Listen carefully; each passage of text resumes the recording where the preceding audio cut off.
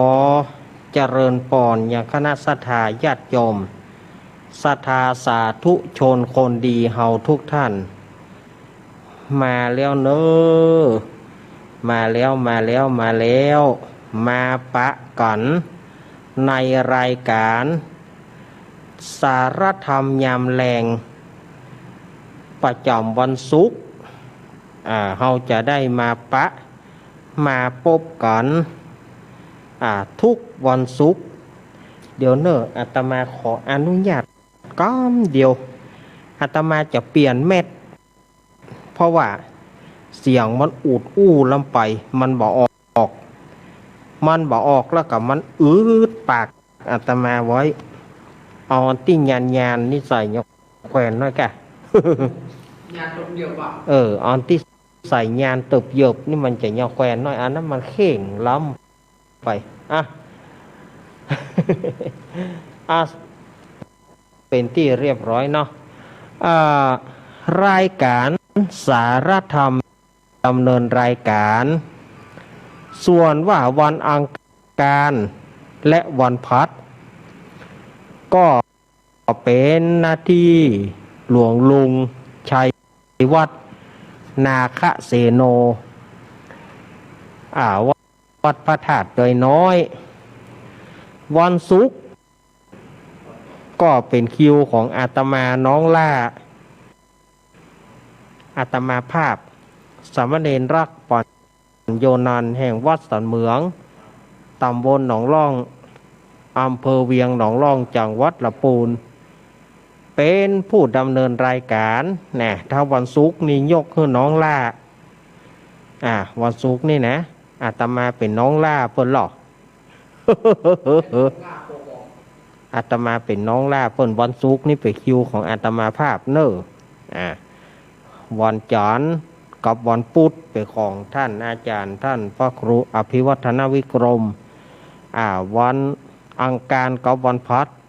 ของหลวงลุงชัยวัฒน์นาคเสโนอย่าสลับซับเปลี่ยนกันไปศรัทธาญาติโยมรายการแต่ละรายการก็ลงตัวละวันศุกร์วันนี้อาตมาก็มีอันยังสาระหลายๆอย่างที่จะมามาจ๋ากับศรัทธาญาติโยมตั้งสถานีวิทยุแห่งนี้ก่อนอื่นก็ขอขอบคุณสถานีต่างๆที่เปิดรับเกาะเกี่ยวสัญญาณจากสถานะวัดหยังวัดฝ่ายหินอีกอะวัดฝ่ายหินอย่างว่าวัดฝ่ายหินไปอย่างไซมูลปุ่น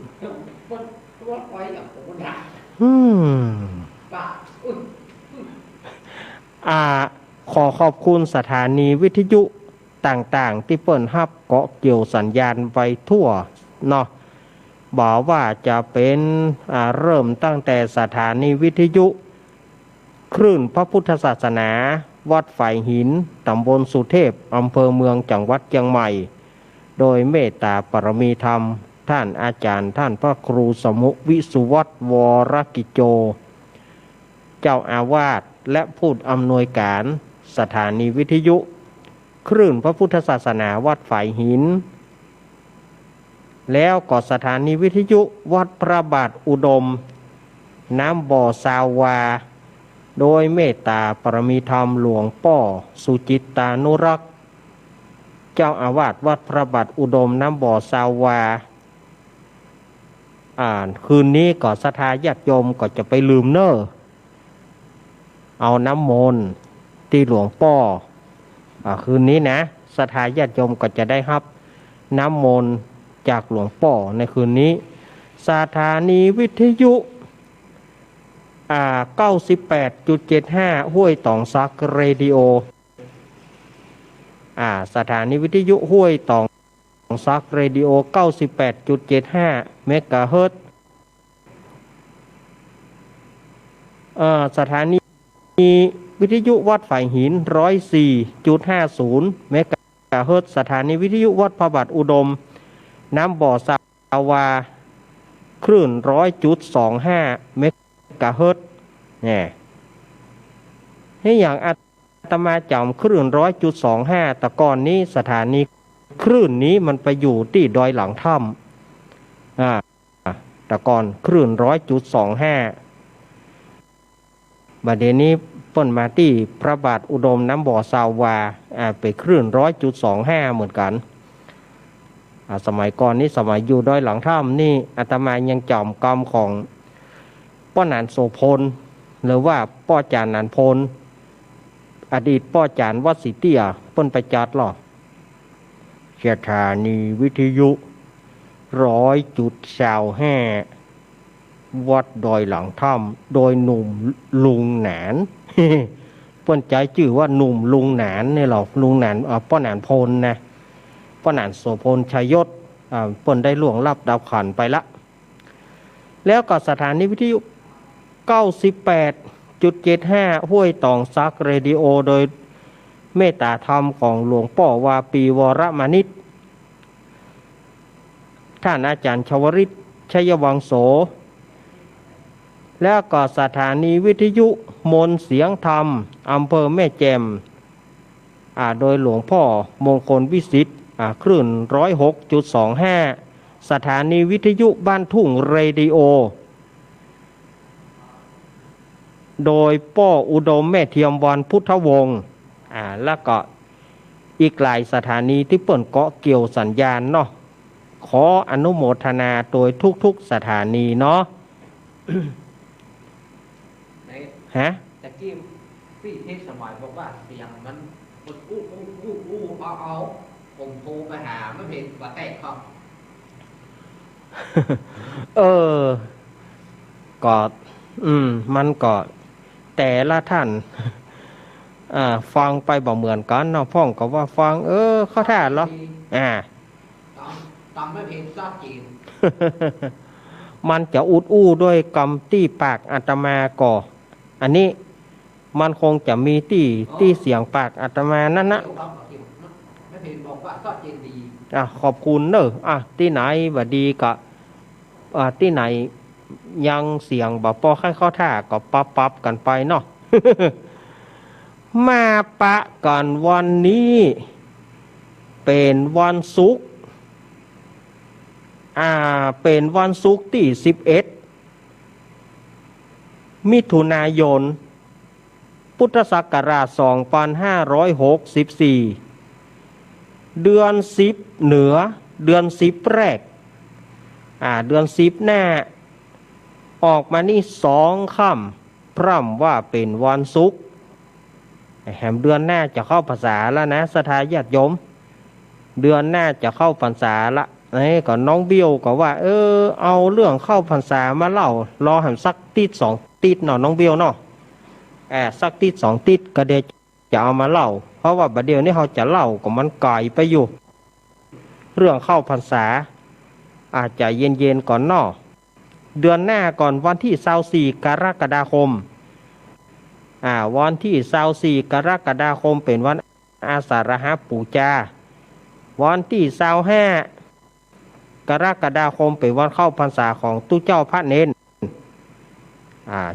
อันนี้บอกไว้คร่าวๆก่อนแล้ววันนี้ศรัทธาญาติโยมวันนี้เป็นวันคล้ายวันเกิดของ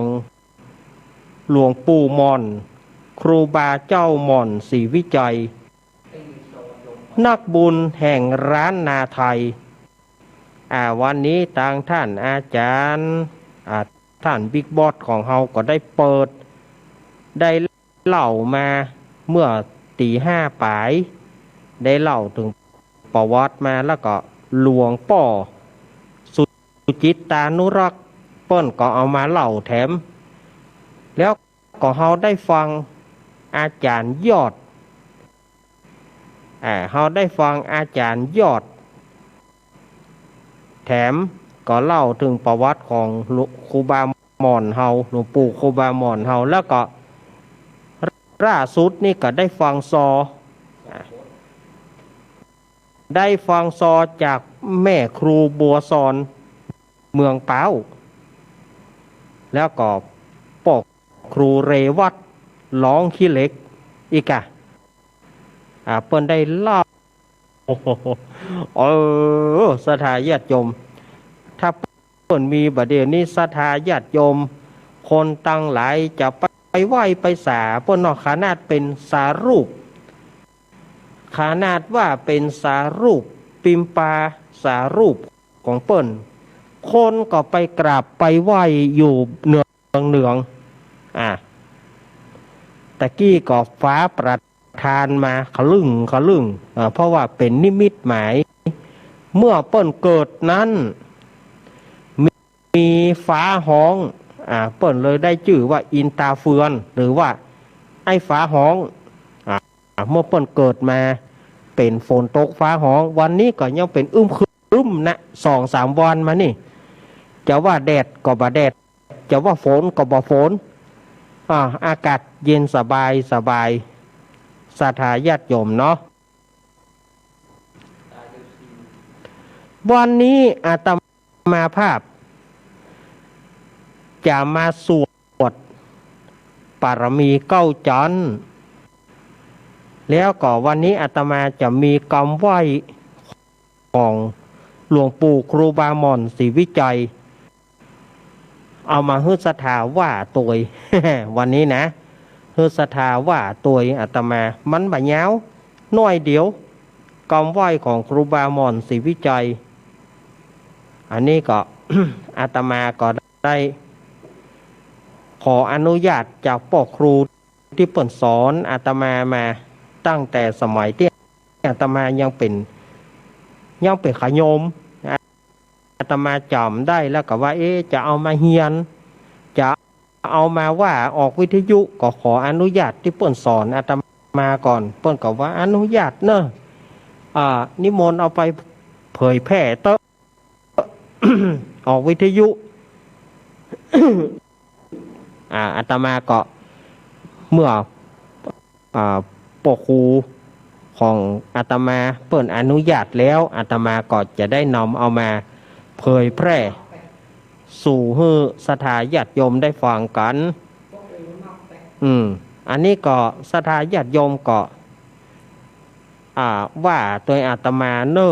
ตั้งจิตตั้งใจวันนี้เราจะน้อมลิ่งจิตใจอธิษฐานจิตไปถึงครูบาหม่อนเจ้าศรีวิจัย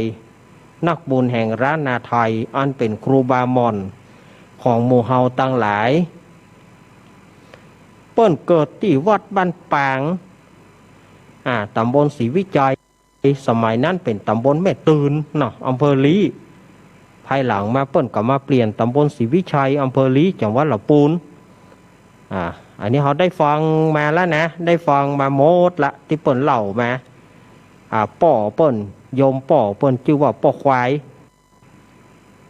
โยมป่อเปิ้นชื่อว่าป่อควายแม่เปิ้นชื่อว่าแม่อุษา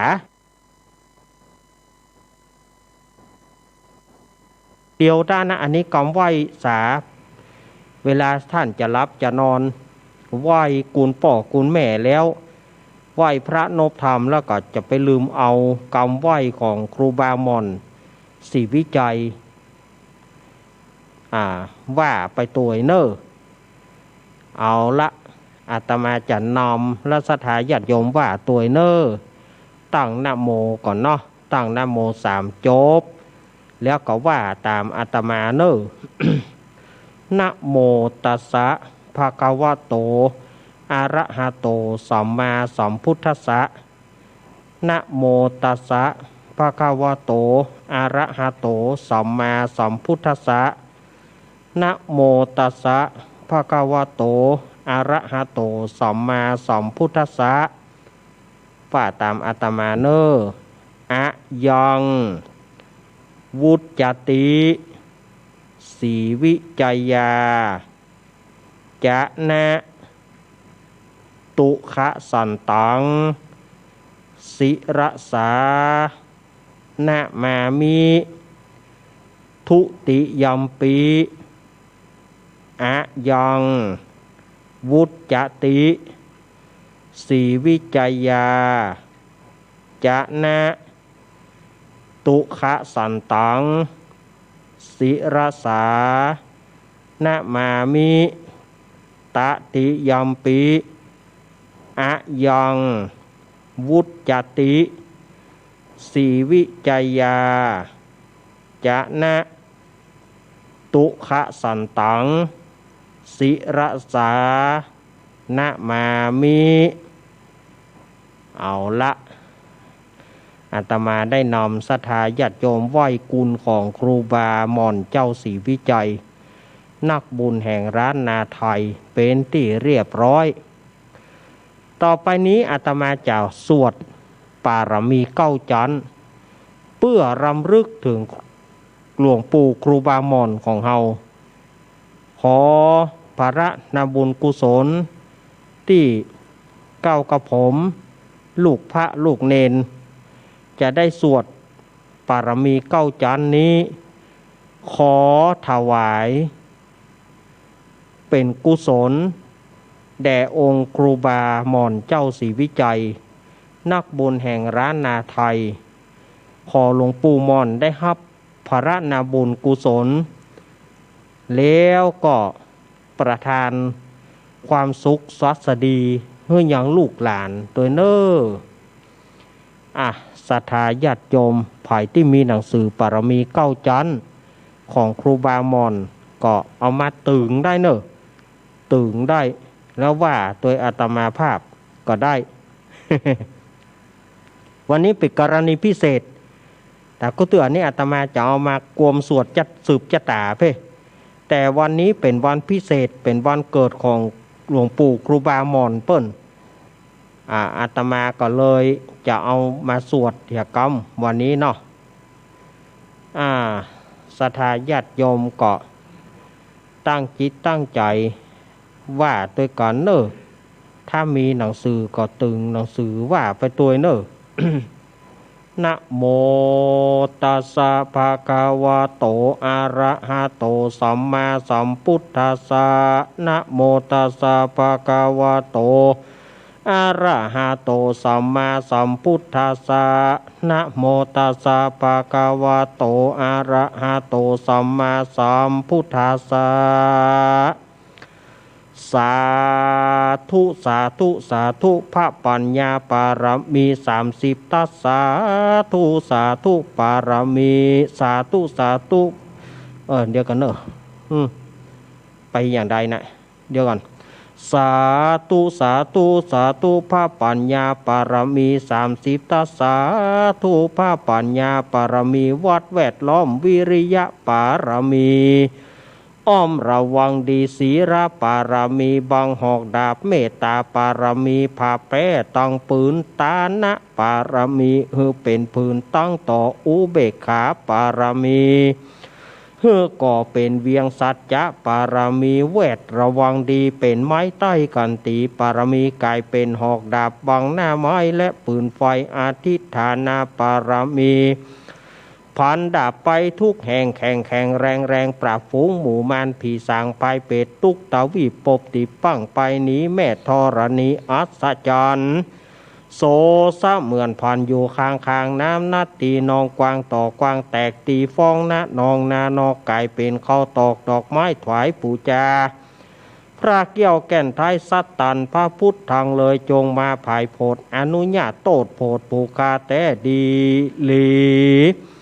แม่ธรณีออกมารีดผมอยู่ข้างต้าจางให้ใครสัจจองงาซับดินพ่นน้ำนัดตีลงพัดภายคอภายหักตบเต้าพญามานเอาตังปูนกัวยกมือขึ้นทูลหัวใส่กล้าวว่าผู้ข้านี้ชื่อว่าลูกศิษย์พระพุทธเจ้าตนมีบุญสมปานอันมากนักพระพุทธเจ้าจึงจัดตั้งปัญญาปารมีไว้เก้าจันตั้งไว้ตั้งนาก็ได้เก้าจันตั้งไว้ตั้งหลังก็ได้เก้าจันตั้งแต่หัวเผียวตีนก็ได้เก้าจันตั้งแต่ตีนเผียวหัวก็ได้เก้าจันแสนว่าแม้นว่าลูกปืนมันจะมาเสมือนโฟนแสนหาหรือว่าโรคโควิดมันจะมาเสมือนโฟนแสนหาก็บ่อาจจักมาไกลใดข้าพเจ้าตั้งหลายจึงได้กล่าวก้าวว่าอันนี้ใจบทอันนี้เนอะอาตมาเข้าใจคำว่าโอมเป็นบทคาถาเนอะ โอมพุทธกุณังโอมธรรมะกุณังโอมสังฆกุณังโอมพุทธอินตาโอมธรรมะอินตาโอมสังฆอินตาอัสสะอัปแม่ธรณีผู้อยู่เหนือน้ำผู้อยู่ก้อมแผ่นดินการข้าได้ระลึกถึงกูลพระปิตากูลพระมารดากุลครูบาอาจารย์และกุลพระเกี้ยวเจ้าทั้งสามประการกุลพระพุทธกุลพระธรรมกุลพระสงฆ์กุลแดดกุลฝนกุลน้ำกุลลมกุลไฟกุลกุศลรัตเจ้าก็ดีกุลพระตนพระวนา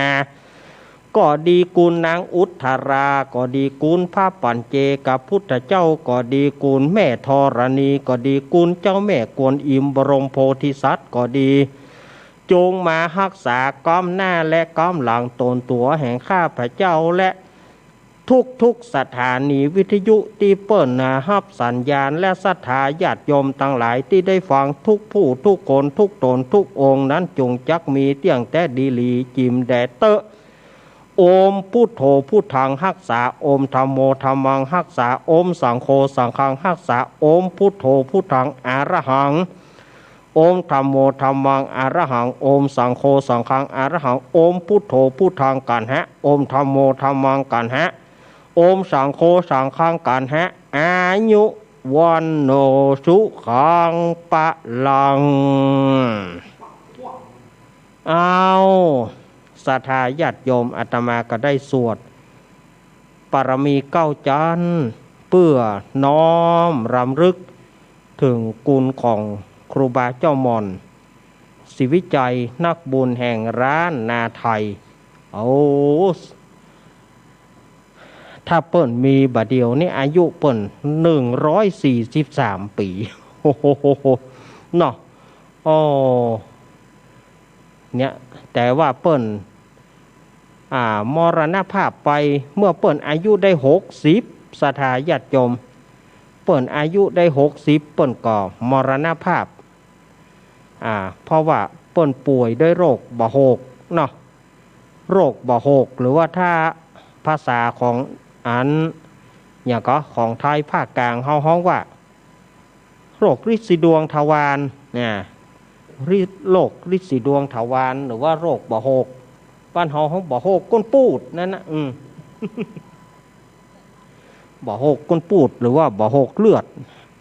เพราะว่าเปิ้นนั่งนักหรอเปิ้นนั่งนักเปิ้นบ่ได้พักผ่อนนั่งวันค่ำคืนหุ่งวันค่ำคืนหุ่งเปิ้นก็เลยเป็นบะโหกเนาะศรัทธาญาติโยมถ้าเป็นอย่างสมัยบะเดียวก็โอ้ยากระสายค่ายาหยังกานี่ปะเลอะปะเตอสมัยนั้นมันบ่มียาเอาหากไม้เอาสมุนไพรเอาหยังมาต่างๆเนี่ยเอามาต้มแล้วก็บ่มีโอกาสจะได้ฉานยาตัวเพราะว่าต้องไปหั่นไปนี่อย่าเฮาฟังแม่บัวซอนแม่ครูบัวซอนกับพ่อครูเลวัดเปิ้นว่าตะกี้เปิ้นบ่ได้อยู่ได้หยังไปวัดหนึ่งสร้างวัดหนึ่งแล้วไปแถมวัดหนึ่งจะปรอบภาคเหนือนี่ไปว่าวัดใดเปิ้นบ่ไปนี่บ่มี วัดใดเปิ้นบ่ไปนี่บ่มีเปิ้นไปกู้วัดกู้ว่า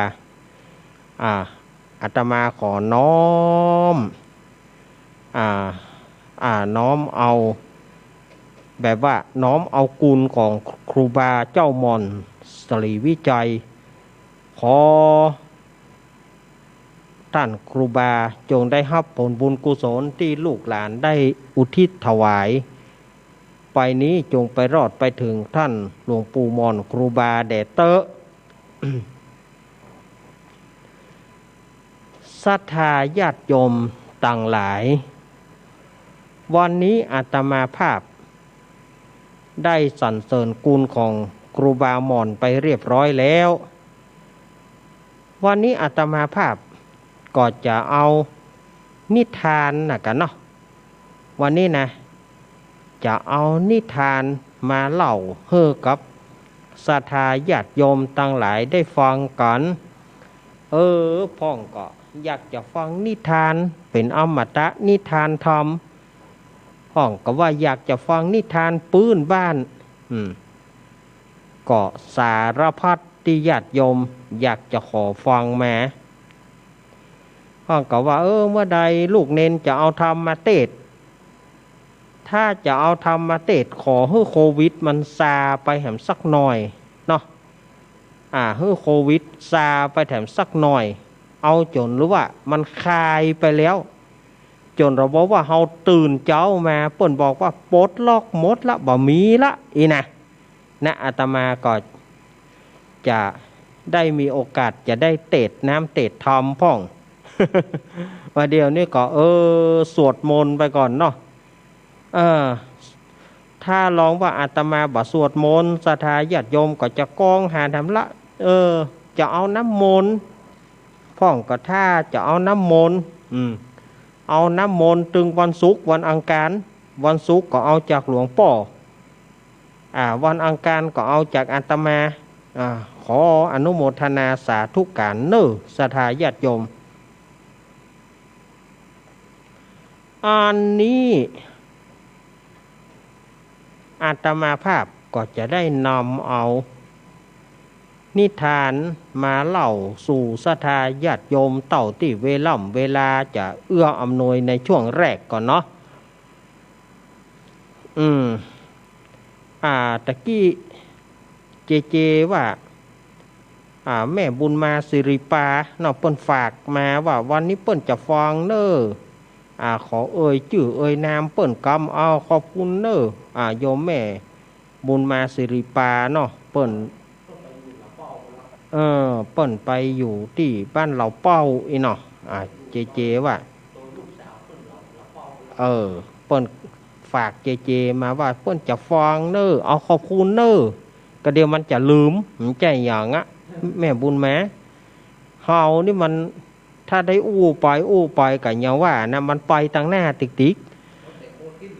พอมันไปทางหน้าแล้วมันลืมเนี่ยเปิ้นเฮาว่าได้หน้าลืมหลังได้หลังลืมหน้าเนี่ยเปิ้นว่าเนาะก็เลยไปหาก่อนขอบคุณแม่บุญมาขอบคุณแม่บุญมาสิริปาที่เปิ้นฟังอยู่แล้วก็ศรัทธาญาติโยมฝากกระแสเสียงไปถึงโยมแม่บุญปอนอุบคำบ้านจ้างกระดาษตำบลต้งต้อมอำเภอสันป่าตองจังหวัดเชียงใหม่ขอให้หายโวยแม่โยมแม่ของอาตมาภาพเป็นโยมแม่บุญธรรมของอาตมาภาพป่อเมืองแก้วแม่มาลีโตยแล้วก็ศรัทธาญาติโยมหลายท่านเปิดได้ฟังเปิดวิทยุรับฟังโยมปี้ที่เราเมียวโยมปี้ที่เราเมียวตัวโยมปี้สศิธรป่ามีแล้วก็ฝากไปทุกท่านที่เปิดฟังรายการของอาตมานี่นะสาธุ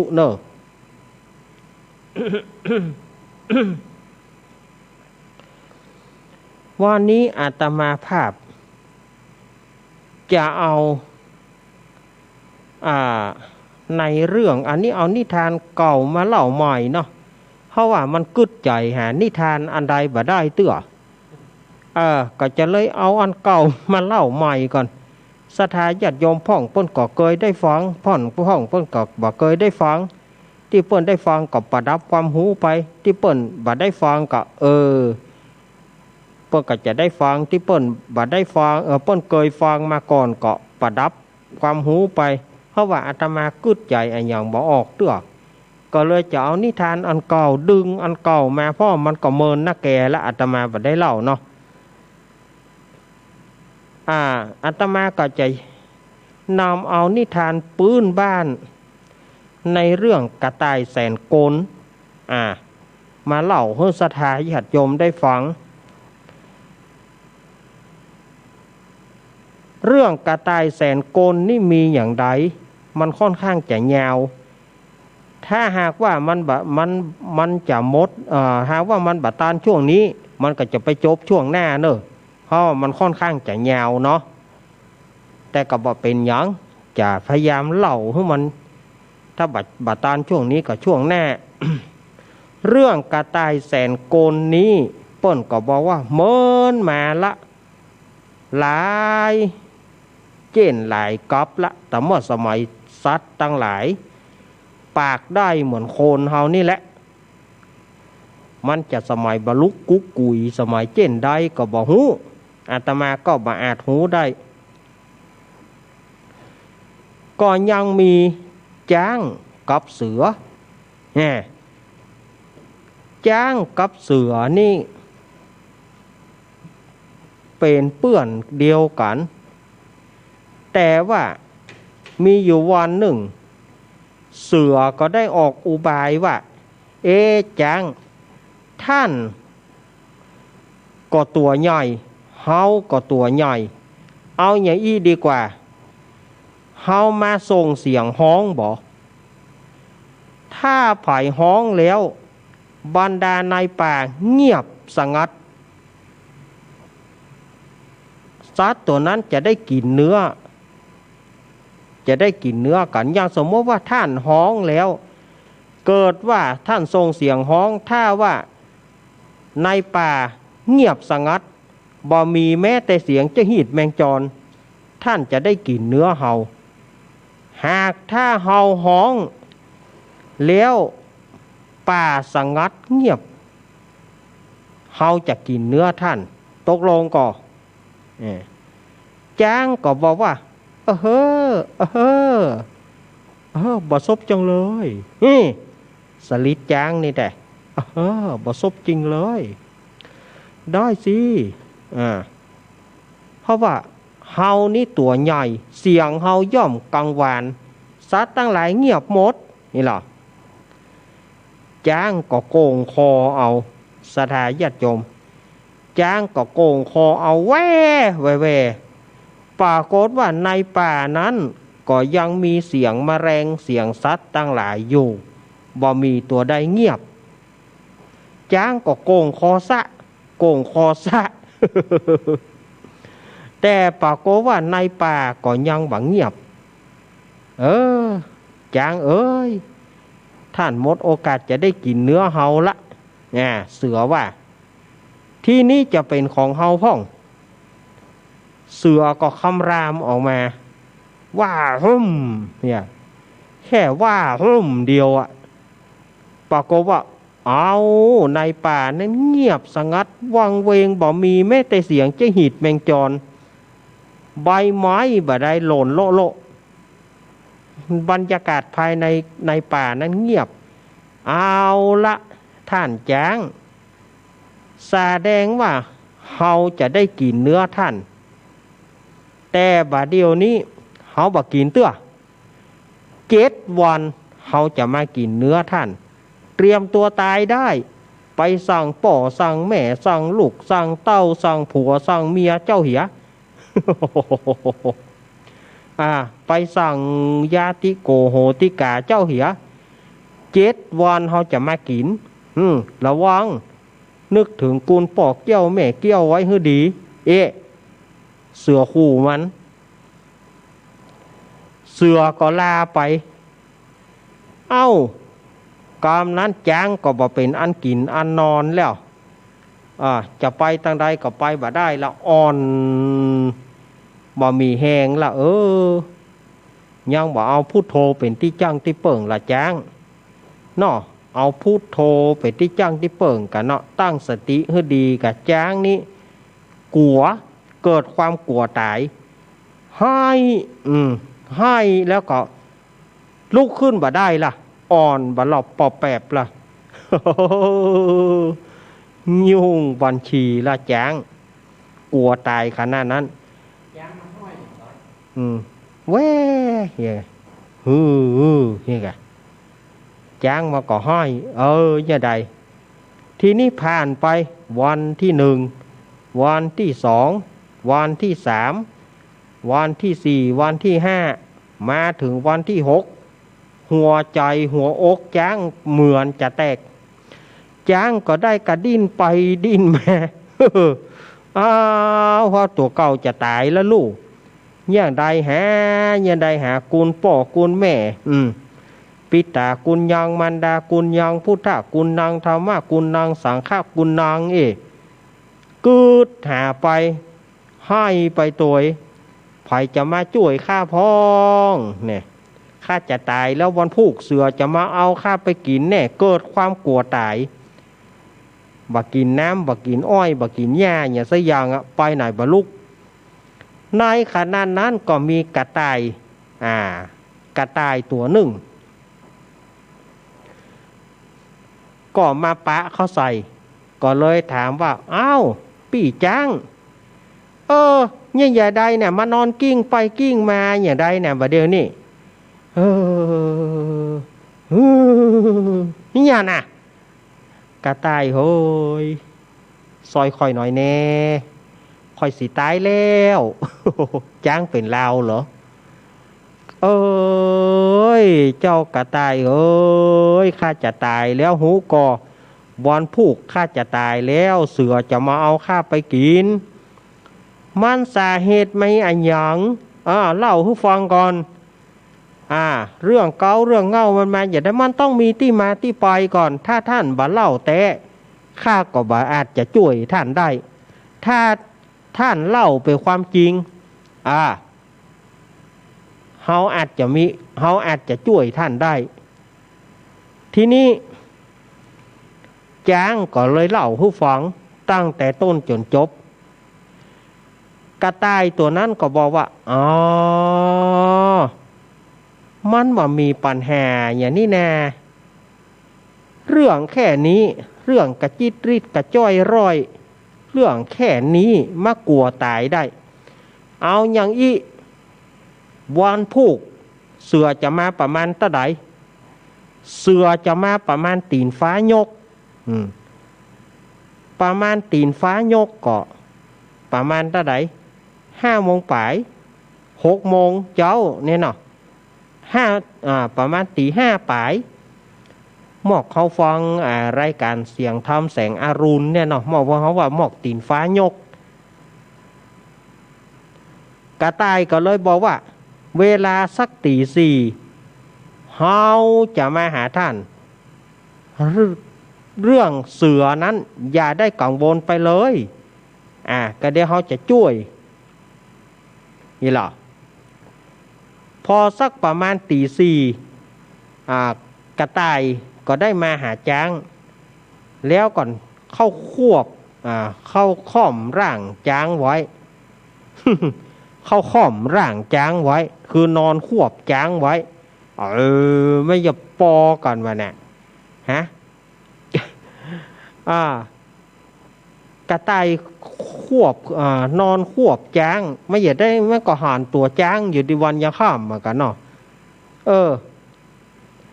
ที่นี้ประมาณอย่างที่ว่าเนี่ยหมอกตีนฟ้ายก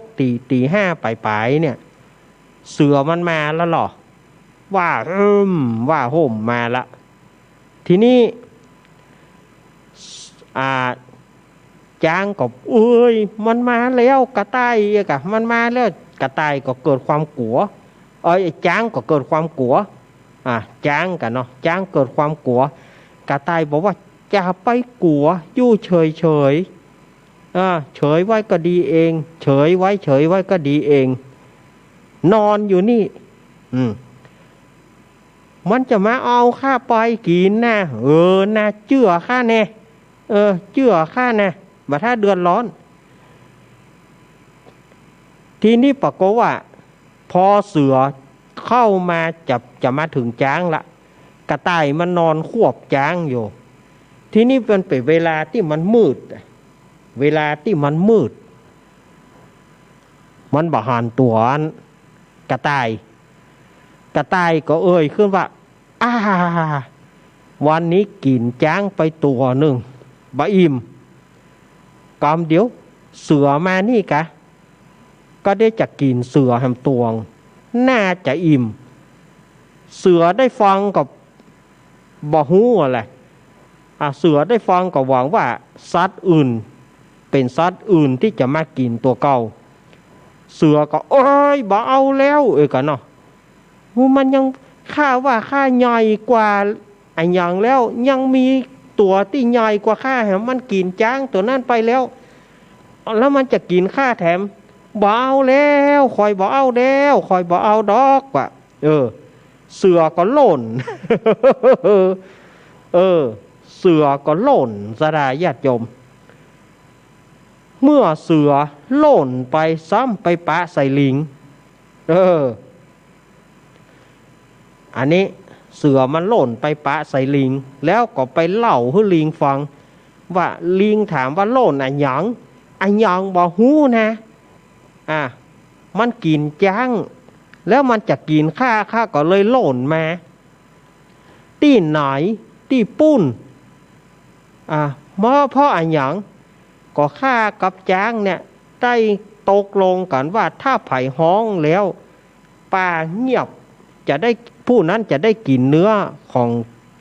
ตัวอื่นทีนี้จ้างมันฮ้องบ่ได้มันบ่เงียบทีนี้พอข้าฮ้องมาปรากฏว่าในป่ามันเงียบข้าก็เลยจะกินจ้างนัดไว้7 วันก็คือวันนี้จะมากินปรากฏว่ามีตัวอันอย่างบ่ฮู้มากินจ้างไปอย่าก่อนแล้วมันขู่ข้าว่าบาเดียวเนี่ยมันกินจ้างไปตวงมันบ่อิ่มมันจะกินข้าแหมตวงข้าก็เลยโหล่นมาเนี่ยมันจะมีอันอย่างแถมขนาดว่าท่านเป็นเสือใหญ่ที่สุดแล้วยังจะมีตัวอื่นมากินเนี่ย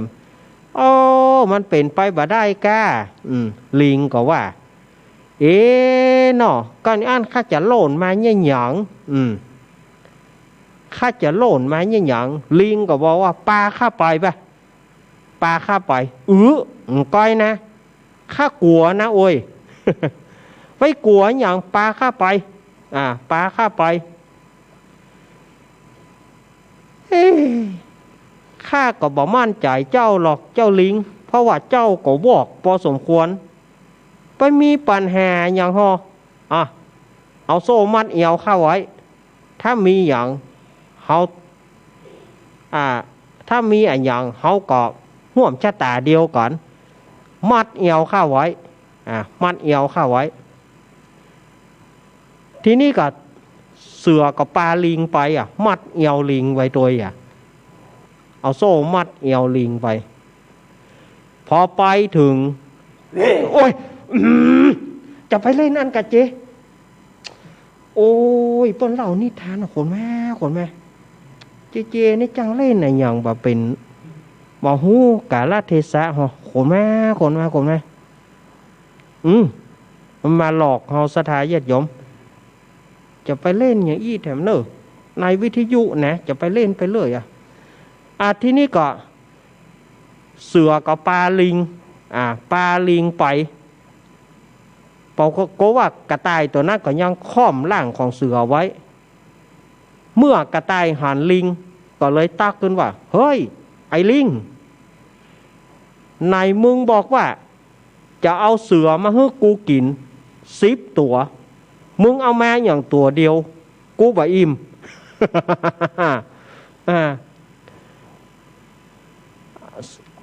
มึงว่าจะเอาเสือมาให้กูกิน10 ตัวอันนี้เอามาตัวเดียวกูไปอิ่มอย่างไปเอามา10 ตัวไปเสือตัวนั้นกับเนี่ยฮันก็มันจะกินเฮาแล้วก็โหล่นแล้วก็จักเอาลิงโหล่นไปตัวตั้งแต่อันมาก็ลิงก็เลยเอียวกิ่วข้อเลาะตหอดประเดียวลิงก็เลยเอียวกิ่วข้อเลาะ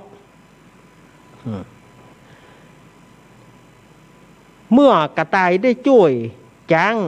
ให้รอดจากความตายแล้วกระต่ายก็เลยไปออกไปเอี่ยวตากันตึงหอยหอนว่าหอยเนี่ยมันจ้า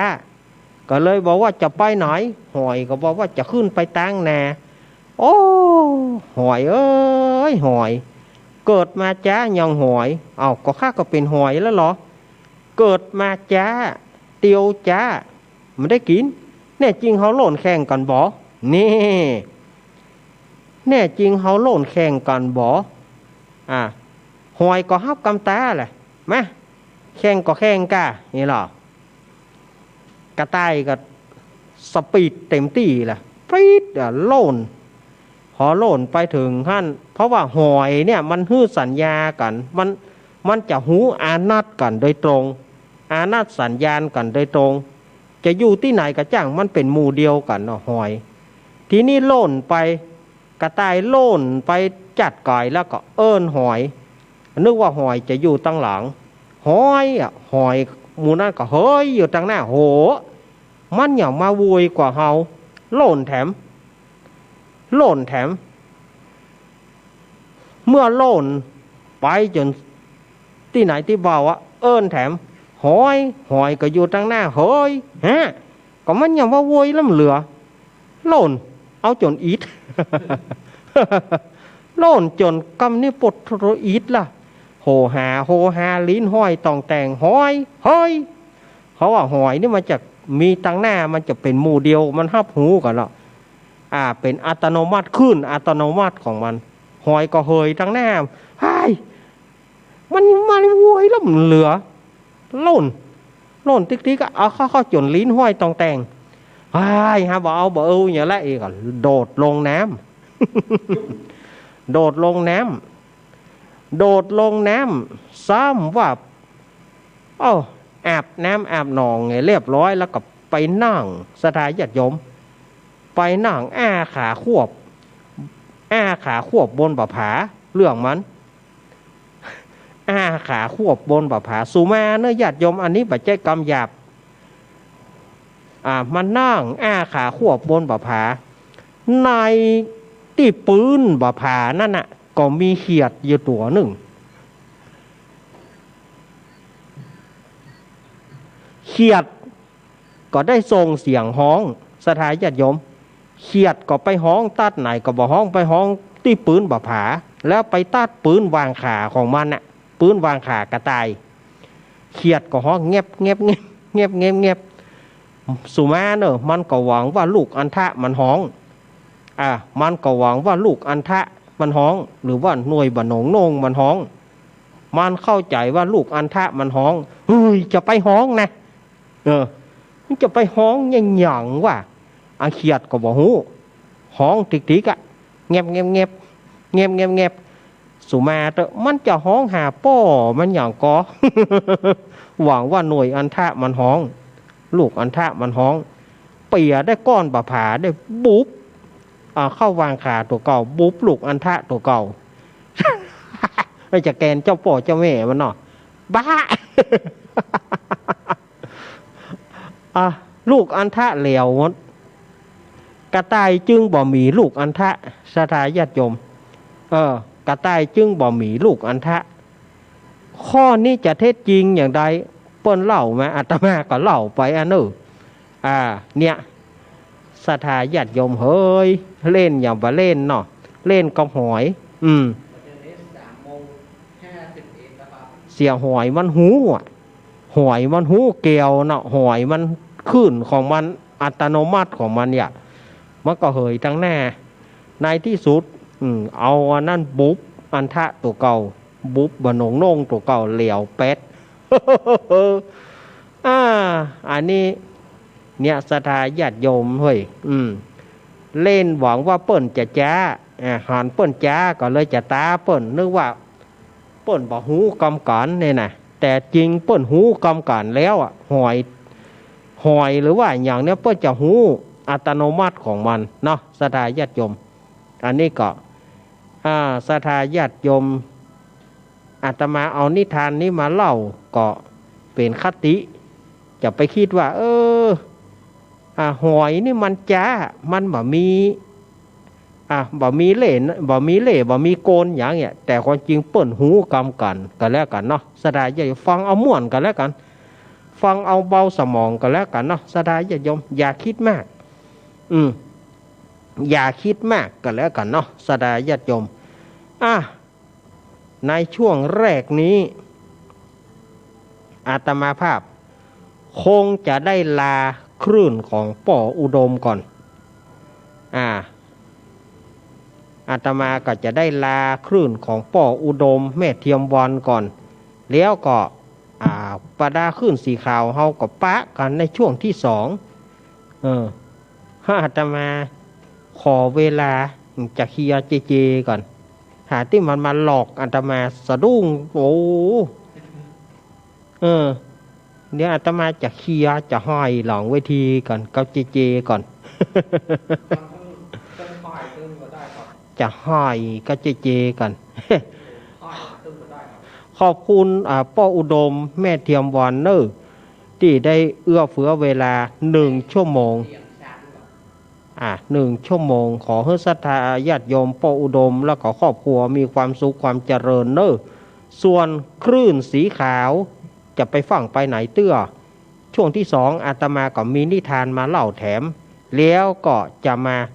เปิดสายให้กับศรัทธาญาติโยมได้อู้ได้จากกันเนอะเจริญปอน